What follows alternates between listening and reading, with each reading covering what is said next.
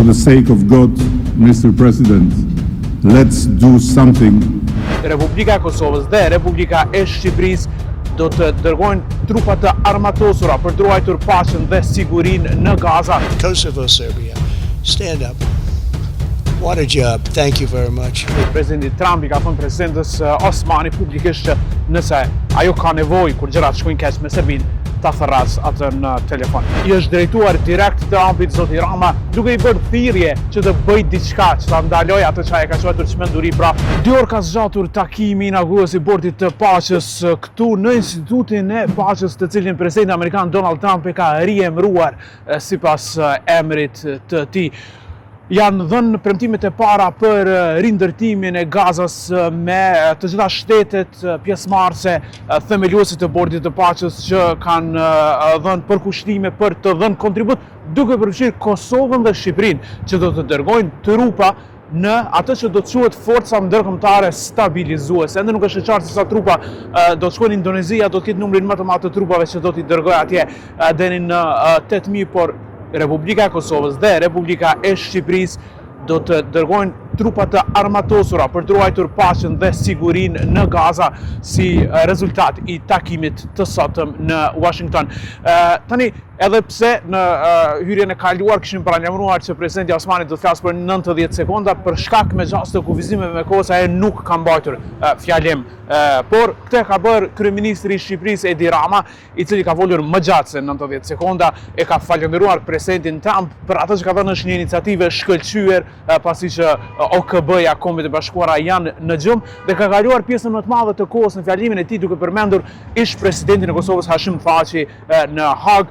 I është drejtuar direkt Trumpit zoti Rama, duke I bërë thirrje që të bëjë diçka që ta ndalojë atë çka e ka quajtur çmenduri, pra gjykimin e ish luftëtarëve të lirisë nga Haga, duke përmendur faktin që Jack Smith ka qenë prokurori I cili e kishte ngritur akt akuzën dhe e kishte penguar ish presidentin Thaçi që të vi këtu në SBA për ta nënshkruar atë marrëveshjen të cilën më vonë nënshkruajti Hoti në vitin 2020 në shtëpinë e bardhë.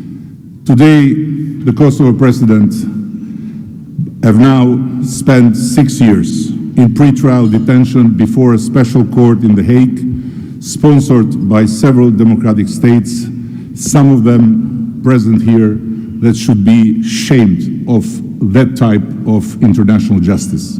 For the sake of God, Mr. President, let's do something before, as you say, very bad things might happen again. Shumica e shteteve, duke përfshirë natyrisht Katarin, Kuvajtin, Emiratet e Bashkuara Arabe, Arabinë Saudite, kanë premtuar që do të japin para nga $1 miliard në përpjekjet pra për rindërtimin e Gazës. Kemi parë disa momente kur presidenti Trump e ka përshëndetur presidentin Osmani, ka thënë që po bën punë të mirë dhe në një moment ka kërkuar që Kosova dhe Serbia të ngriten në këmbë, me gjasë pa pasur parasysh që Serbia nuk është aty. Gjithsesi, presidenti Trump I ka thënë presidentës Osmani publikisht që nëse ajo ka nevojë kur gjërat shkojnë keq me Serbinë, ta therras atë në telefon. As an example, Kosovo, Serbia.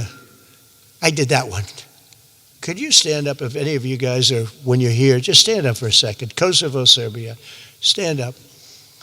What a job. Thank you very much. We appreciate it. So good. And you're getting along. And when you don't get along, you'll call me and we'll get it solved, right? We'll get it solved.